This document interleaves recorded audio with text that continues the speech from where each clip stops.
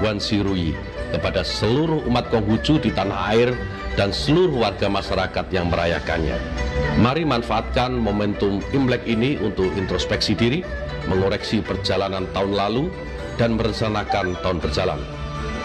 Pesan Kungce, bila suatu hari dapat membaharui diri, perbaharuilah terus tiap hari dan jagalah baru selama-lamanya.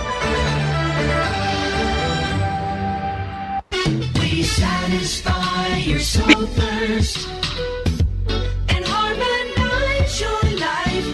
96.3 RPK FM.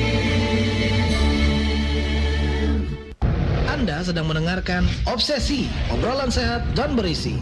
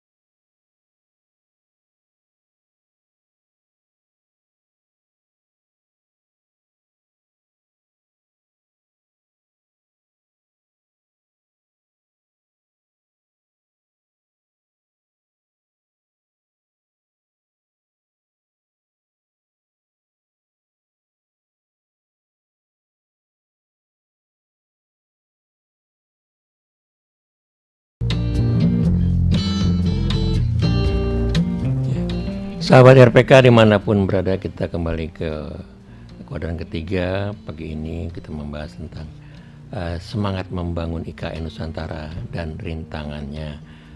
Ini ada 3 narasumber kita yang sudah hadir di depan kita. Pertama adalah Bang Dr. John Palinggi. Beliau adalah seorang tokoh masyarakat dan pengusaha. Kemudian Bang Agus Teras Narang, beliau adalah anggota MPR DPD dari Provinsi Kalteng. Kemudian ada lagi Mbak Lely Hendrawati, beliau perwakilan dari Ketua Umum Gerdayak. Silakan menghubungi kami di sini di RPK 96.3 FM ataupun di YouTube. Kita ada di YouTube. Baik Mbak Lely, saya lanjutkan lagi tentang generasi mudanya. Tadi Bang Teras Narang dan Bang Palinggi bilang itu adalah sudah merupakan kedekatan antara Sulawesi Selatan dan Indonesia Tengah ya. Di Sulawesi Selatan itu juga sudah perwakilan dari Sulawesi, ada di situ banyak suku juga ya. Nah, gimana sebagai generasi muda ke depannya, ya kita katakan bahwa pendidikan itu bukan hanya didominasi oleh kelompok, maaf ini dari Jawa saja, tapi dari yang katakanlah generasinya Dayak ini sudah harus bersaing dengan mereka. Silakan. Terima kasih Pak Tony. Kalau melihat daripada ibu kota negara yang sekarang berada di Kalimantan Timur, kami putra-putri Dayak itu Pak bersatu. Kita punya gerakan beberapa ormas Dayak. Nah, salah satunya kami adalah dari Gerdayak. Memang Kalimantan Timur itu terdiri dari bukan saja hanya suku Dayak yang di sana, ada Bugis, ada Jawa. Nah, di situ multi etnik. Sebagai pemudi Dayak kita bersatu. Bagaimana itu nanti kedekatan dengan Kalimantan Timur dengan Sulawesi. Ya, khususnya suku-suku Bugis, Jawa ada di mana-mana. Toraja banyak juga ya. Toraja juga ada, seperti Pak John Palinggi ya. Pak Toraja sudah lama katanya di Kalimantan Timur Iya. dan sudah bagaimana budaya Dayak di situ. Kita tetap menghormati, walaupun itu ibu kota negara, kita tetap yang namanya adat istiadat budaya tetap kita hormati, Pak. Itu memang kita punya falsafah. Jadi ada falsafah daripada Dayak sendiri, adil katalino, bacuramin kasaruga, basengat kajubata, arus. Dan itu adalah 3 pilar yang harus kita pegang, Pak. Kita adil kepada sesama, kita bercermin kepada Tuhan yang memberikan nafas kehidupan kita. Jadi bagaimanapun kita sebagai pemuda-pemudi Dayak, kita tetap merangkul dan bersama-sama. Begitu, Pak. Iya. Terima kasih. Baik, kembali ke Pak John Palinggi yang katakanlah di sana cukup banyak ya, sampai orang Jawa, orang Sulawesi Selatan saya lihat banyak sekali. Kedepannya bagaimana ini, apa mewarnai ini wilayah, karena udah termasuk dominan di sana ya, Sulawesi Selatan. Silakan, Pak. Ya, saya sejak tahun 73 itu dari Jakarta ke Kalimantan Timur, Samarinda masih gelap gulita. Ya, masih rumahnya masih penuh dengan nyamuk. 73 saya kerja di perusahaannya, kebetulan perusahaan Bapak Soeharto, Iya. Panembangan dan Astrini Buktin. 3,5 tahun nggak tahu nasib anugerah Tuhan saya diangkat karena ada kecederaan pimpinan, saya menggantikan. Jadi pimpinan perusahaannya namanya Hutan Raya Group. Oh iya. Jadi mulailah berubah, saya dari miskin menjadi ada harapan. Amin. Ya, tetapi itu dengan anugerah Tuhan. Iya. Jadi tahun 75 saya sudah ketua Kadin Kota Samarinda. Iya. Pada tahun 79 saya ketua masyarakat perkayuan seluruh Kalimantan Timur. Pak Bopasan di pusat, saya di daerah. Kemudian tahun 79 saya ketua 81 ketua umum Kadin Provinsi Kalimantan Timur. Jadi Munas Kadin tahun 79 di Bali saya sudah ikut. 83 Horizon saya ketemu saudara Surya Paloh memimpin Sumatera Utara. Saya sudah ikut semua. Jadi pengalaman. Kemudian tahun 85. Jadi selama di sana saya memimpin perusahaan. Saya juga kuliah sore di Universitas Mula Warman. Dan saya alumni lulus cum laude di FISIP Unmul di Universitas Mula Warman.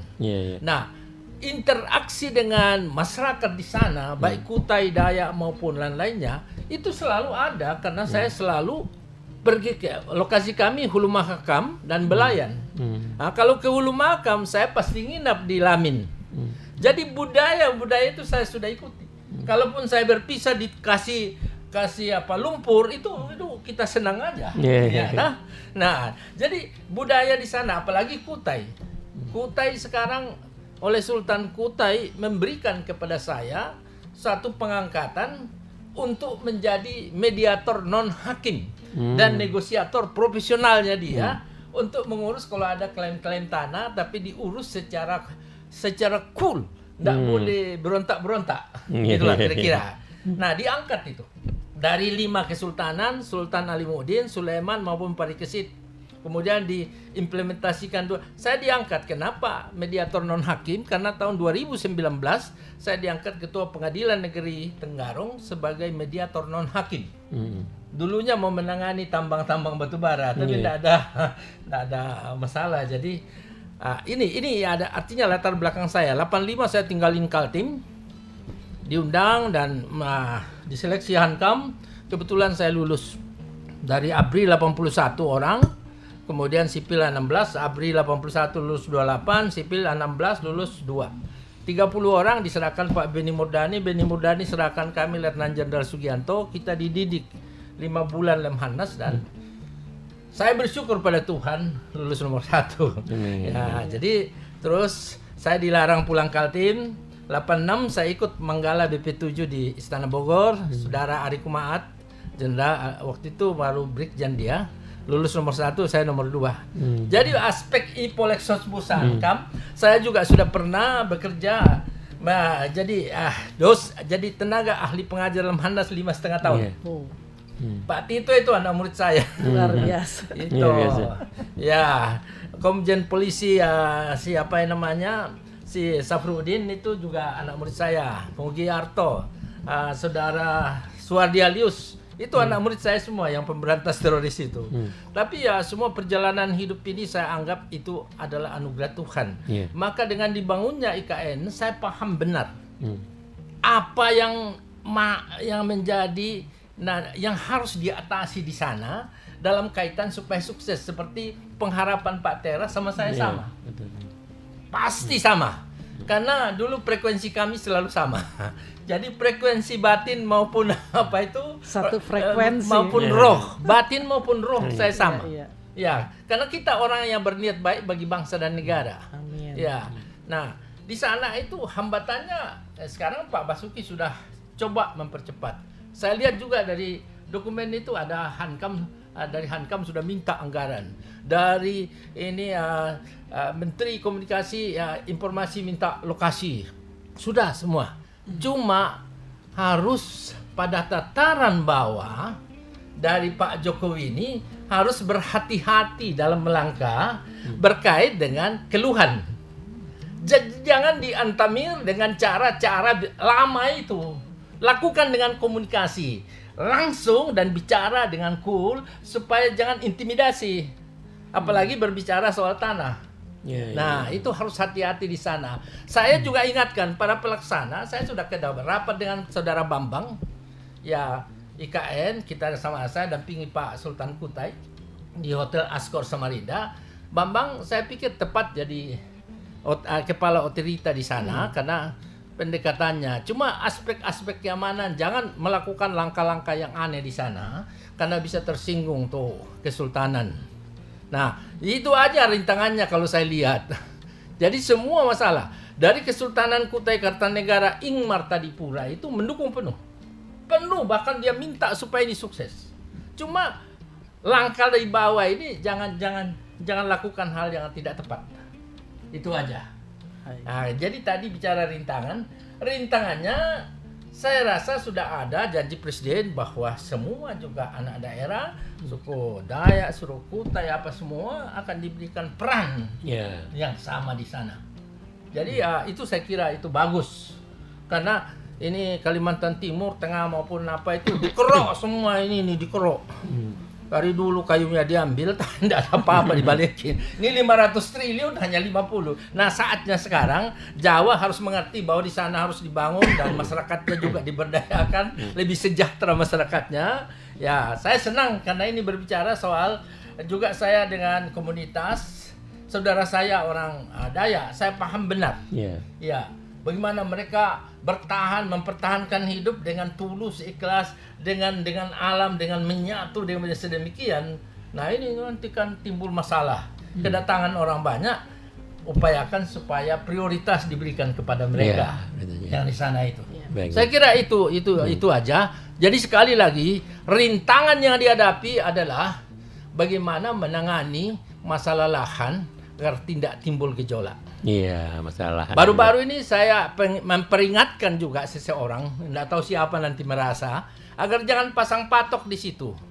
Dia pasang patok, tanah ini adalah tanah PT Bank Tanah. Nggak usah, biarkanlah. Bapak Presiden ini sudah cantik masalah. Jadi yang di bawah ini jangan berdagang tanah lagi. saya terbuka ini bicara. Jadi ini ya saya kira udah bagus, sudah cool. Pak Basuki juga menangani, membangun perumahan untuk pekerja nanti. Ya, diharapkan ya seperti Pak Teras tadi. Terima kasih infonya, kita akan 17 Agustus di sana. Pengharapan kita sama. Peranan saya yang ditunjuk oleh Sultan Kutai adalah mendinginkan situasi berkaitan itu. Dan anasir ini banyak sekali, Pak. Di kalangan ini hampir 7.000 beda pendapat.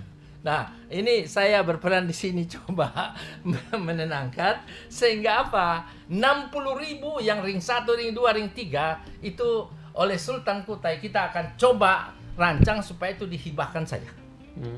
Ya, nanti yang lainnya saya kira bicara aspek-aspek. Ya, saya kira teknisnya supaya cool, jangan ribut lah. Iya. Saya kira gitu ya. Ya. Baik Bang, nanti dijawab. Ada pertanyaan waktu sebelum saya siaran topik ini, rekan-rekan yang dari Dayak itu mengatakan, coba sampaikan ke Bang Teras, kontribusi kita ini katanya putra daerah ini ya katanya masih belum adil lah gitu. Nah, seberapa banyak saya nanti abang yang jawab bang ya. Berapa orang yang jadi direksi orang Dayak nanti? Saya udah minta sampai ke Mendagri belum dapat namanya. Silakan. Nanti kita tunggu satu ini dulu. Silakan.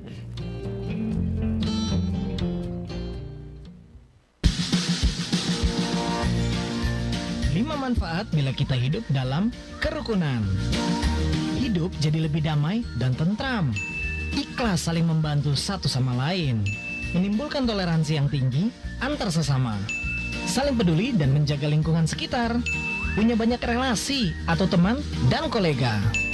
Wah, banyak ya. Dan masih banyak lagi pasti manfaatnya. Hidup rukun kok ragu? Hidup rukun Indonesia banget. Iklan layanan masyarakat ini dipersembahkan oleh 96,3 RPK FM Jakarta.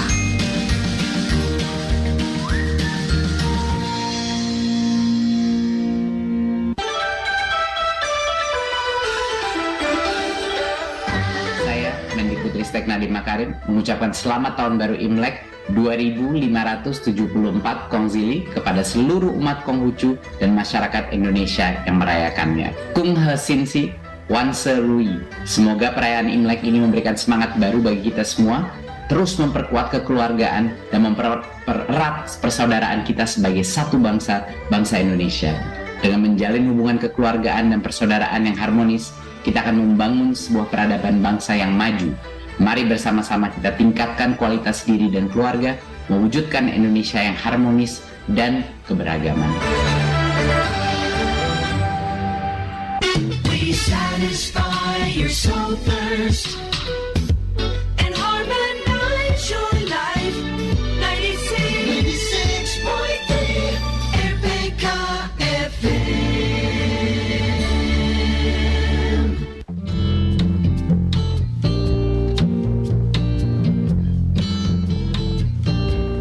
Selamat pagi sahabat RPK dimanapun berada. Kita sudah hampir mengakhiri ini kuadran terakhir ya dari obrolan sehat dan berisi. Pagi ini kita mengambil topik semangat membangun IKN Nusantara dan rintangannya. Semangatnya saya kira ini udah dibuka semua, sangat antusias sekali semuanya. Baik Bang, tadi saya dapat videonya keberatan orang-orang Dayak itu tentang katakanlah penempatan gitu. Kok kita sepertinya tidak ada lah begitu sebagai putra daerah. Ya. Silakan.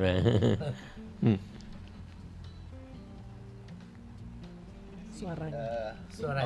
Ya ya Bang. Saya ini terdidik untuk profesional. Ya ya ya. Ya. Jadi saya tidak pernah mau meminta. Ya ya. Tapi saya berada di situ karena saya dianggap mampu. Iya, Ya. profesional ya. Ketika saya diberikan kesempatan, I'll do my best. Nah, ya ya. Right. Saya lakukan yang terbaik. Hmm. Nah, saya tentu sebagai Presiden Majelis Adat Dayak Nasional pertama, saya berpengharapan juga demikian. Iya. Saudara-saudaraku semuanya bahwa suku Dayak tidak mau meminta jabatan. Bagus. Suku Dayak menurut hemat saya bukan posisinya seperti itu. Iya ya. Tetapi pada saat suku Dayak dipercayakan, kami akan melakukan yang terbaik. Dan kami yang memang terdidik, Iya. terutama untuk berkompetisi. Jadi ya kalau saya lah ya terutama ya, mohon maaf Pak John, saya terbiasa dengan berkompetisi. Jadi kalau saya berada di satu titik ya karena titik itu dianggap saya mampu Iya ya. untuk berada di titik itu. Hmm. Nah harapan saya dan saya juga menghimbau saudara-saudaraku dimanapun Anda berada bahwa kita bukan suku peminta-minta, tapi kita adalah suku yang menjadi bagian dari Negara Kesatuan Republik Indonesia. Dan kita selalu memberikan kontribusi yang positif, memberikan kontribusi yang objektif di dalam rangka untuk membangun bangsa dan negara ini. Saya rasa itu Bung Tony. Ya. Terima kasih Bang. Tapi ada Bang ya? Nama-namanya Bang udah tahu ya? Yang jadi direktur? Banyak, Banyak. kalau nama sih banyak. Iya baik. Dan kita siap kok dari semuanya. Ya baik. Nah, tapi kembali lagi saya katakan, bahwa kita bukan meminta jabatan. Iya. Tapi kalau kita diminta untuk berada di suatu posisi, jangan takut, jangan khawatir. Iya. Pasti akan kita memberikan yang terbaik Amin. untuk bangsa Ya. dan negara kita Saya ini. tambahkan sedikit. Silakan ditambah. Jadi ini saya sepaham prinsip yang saya kenal baik yang seperti itu orang Dayak. Iya. Tetapi pada satu sisi saya yang meminta supaya ada karena banyak sekali yang maju di Kalimantan Timur, Tengah dan Barat itu banyak sekali yang sangat-sangat mampu dan saya kira saya tahu persis siapa di sana di Kalimantan Timur dan saya bergaul mulai dari Kalimantan Utara sampai Kalimantan Selatan dan Barat. Saya kira saya yang meminta supaya diberikan peran. Jadi bukan orang dari luar Kalimantan yang berperan di situ. Ya kalau kepalanya, ketuanya Saudara Bambang apa semua, penasihat Bambang Brojonegoro, oke sajalah. Tetapi kasih peran sehingga mereka juga mengikuti namanya ritme pembangunan yang ada di situ.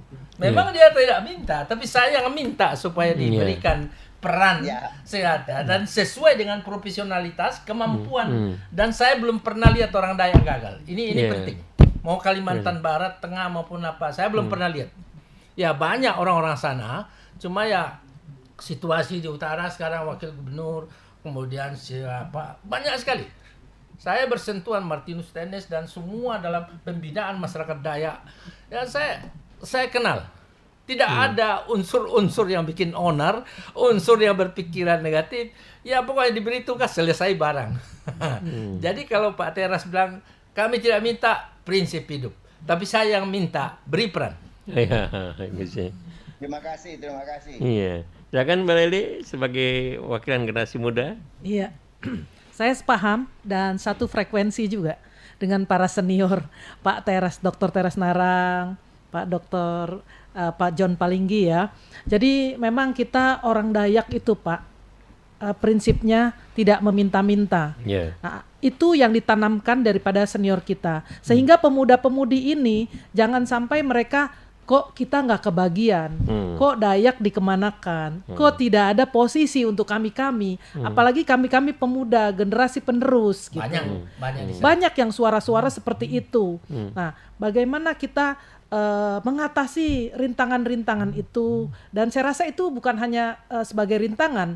Nah, saya memberikan mereka masukan sehingga Dayak-Dayak yang berada di DKI, Jakarta dan sekitarnya itu mereka harus pintar, pandai, sehat, segala macam Pak, sehingga mereka bisa berkompetisi, mereka masuk di jajarannya.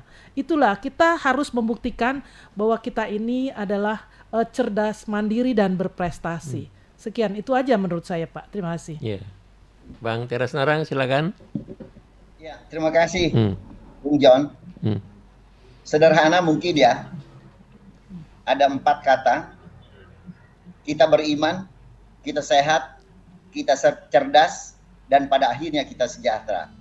Saya rasa itu yang menjadi bagian dalam kehidupan kita. Terima kasih. Sepakat banget, terutama yang pertama itu. Iya, betul. Itu dia. Jadi saya ini sudah 45 tahun bisnis. Iya. Tanpa cacat. Kemudian 32 tahun bantu pemerintah. 8 presiden saya sudah ikuti di bawah tangan semua. Ya, di mana-mana, juga ditempatkan 6,5 tahun, di mana saja. Saya udah ikuti semua, yang pada akhirnya sampai pada bahwa kesetiaan, loyalitas dan rasa hormat itu harus dimiliki. Terutama dipandu dan pondasi utamanya itu tadi nomor 1 disebutkan. Iman kita itu harus menjadi landasan agama apapun. Nah, saya kira itu. Terima kasih. Iya. Terima kasih Pak John. Iya. Baik, Bang, ini yang kalau kita baca di berita-berita Bang ya, ini ada beberapa negara yang menarik investasinya, tadinya mau maju, Eropa khususnya, tidak jadi. Nah, menurut pandangan Abang, bagaimana? Negara mana nanti yang akan mensupport habis? Karena kita kalau menggunakan APBN ini sepertinya kurang nih Bang. Tidak cukup malah ya. Silakan. Ya, Negara kalau kesepakatan dulu bahwa itu kalau kita membangun ibu kota negara tidak mungkinlah dibangun oleh uang negara Iya, lain. betul, iya. Pasti melalui anggaran pendapatan belanja negara Iya. atau kerjasama G2G, pemerintah dengan pemerintah, atau kerjasama dengan swasta, atau investor yang diberikan fasilitas kemudahan dia investasi di sana. Bahwa ada apa yang wacana yang lalu ada dari Inggris, dari Ya, Korea, Jepang. dari mana, silakan aja. Menurut saya itu adalah bagaimana supaya Bapak Presiden menarik berbagai orang. Tetapi kalau dia tidak cocok, nggak ada masalah kan. Kan bukan di situ aja. Ya, kita sekarang punya kunci utama dan sumber utama dana untuk tidak mendikte negara kita. Ya. Tidak. Dia pinjaman, tetapi tidak mencampuri urusan dalam negeri. Ya, jadi kita tidak ada masalah. Jadi ini yang dibilang abang saya Pak Teras Narang, target 2024 itu pasti tercapai. Kalau saya lihat Pak Basuki kerja, ini luar biasa. Jadi tidak usah. Kalau kita membangun IKN itu harus berpikiran besar. Tidak ada sesuatu yang besar dibangun dengan pikiran kecil. Apalagi takut sana, takut minder sana, caci maki sana, caci maki. Nggak ada itu. Itu pikiran kecil. Pikiran besar. Kalau pikiran besar itu bisa membangun hal besar. Dan itu ada di Pak Jokowi. Kalau tidak ada, kita sudah gembel kayak 41 negara jadi pasien, 47 negara jadi pasien IMF sekarang. Gembel sudah. Ya, karena Pak Jokowi dengan segala macam cara, ya saya ikuti. 2014 saya ke APEC. Kita sama-sama di sana. Saya lihat dia caranya mendekatkan. Bukan semua orang pidato presiden-presiden dari negara-negara Asia Pasifik, dia justru paparkan peluang proyek di Indonesia. Coba. Jadi strateginya itu lain. Orang bilang dia tidak bisa bahasa Inggris, di sana dia paparkan dengan bahasa Inggris. 2014 sidang APEC itu. Jadi saya ikuti terus, akhirnya apa? Kita dipercaya. G20. Nah, kalau ya pertanyaan tadi ada yang tidak mau, alah itu mah biasa. Biasa aja kalau pengusaha itu mundur. Jangan jauh-jauh. Elon Musk yang begitu kaya sekarang, nggak ada lagi dia jual sahamnya. Hari ini saya dapat berita itu Google akan memberhentikan 12.000. Ada lagi perusahaan besar 20.000 di Amerika. Biasa-biasa saja. Dampak dari COVID globalisasi ini itu dahsyat. Jadi kita tidak usah khawatir terhadap itu. Kita hanya berharap bahwa doakan Bapak Presiden supaya dia sehat dan kita doakan supaya semua intrik-intrik yang tidak perlu ini kembali sadar, karena banyak orang sekarang teriak harus direformasi nih, hina sana, padahal dia repot nasi. Ya kan?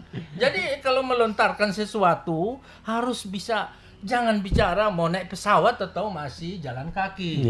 Ya, jadi citra diri kita itu kalau kita bicara di umum, televisi maupun radio, citra diri kita itu yang dikedepankan sehingga ada nilai. Sekali lagi, ya saya sedih kadang-kadang Bapak Presiden ini kalau andai kata, ya tinggal darahnya aja yang tidak mengalir. Kalau dia mengalir air matanya, itu sudah berapa drum air mata kalau dihina itu. Kayak saya pas saya menangis. Tapi ini orang hebat. Dia jawab secara proporsional dan dia tetap jalan. Mana ada presiden yang mengunjungi desa? Hampir tiap hari di desa. Nggak ada. Sehingga dia tahu masalah. Mana presiden yang sangat mendambakan supaya kita bersatu. Beda suku, agama, etnis, dan golongan. Tapi Bhinneka Tunggal Ika dia jalankan. Jadi terus terang saya bersyukur di umur yang sudah agak lumayan ini, saya menemukan satu presiden yang bisa menolong kita. Ya luar biasa lah ini. Ya bukan saya ini, tapi maaf saudara yang lain kalau yang sering marah-marah itu, ya tolonglah supaya jangan suka marah-marah sama Bapak Presiden lah. Iya, baik. Sekian sahabat RPK dimanapun berada, kita saya sampaikan salam hormat buat Pak Teras. Silakan. Saya doakan kepada Tuhan Yang Maha Esa semoga selalu sehat bersama keluarga. Amin. Dan kita selalu bertemu. Saya setiap saat kalau ada sesuatu yang mungkin kita minum kopi sama Bu Leli. Sama saya juga berbicara masalah komunitas saya Dayak begitu ya. Saya ini tunjuk diri, Pak. Jadi Darahnya sudah ada Dayak ya? Ada. Pantas. Sudah lama di Kaltim. Memang saya menghayati kehidupan orang Dayak itu bisa mempertahankan diri dengan cara mandiri, luar biasa. Maka daya tahannya itu luar biasa. Maka itu daya tahan ini penting untuk bangsa dan negara. Terima kasih banyak. Mohon maaf kalau ada yang salah. Iya. Baik, sahabat RPK dimanapun berada, cukup sekian dulu. Memang topiknya sangat menarik, tapi waktu yang misalkan kita berterima kasih kepada Bang Teras Narang. Terima kasih, Bang. Terima kasih Pak Teras, Pak Vanessa. Terima kasih. Salam. Terima kasih. John. Salam semuanya. Terima kasih. Keluarga menyatu.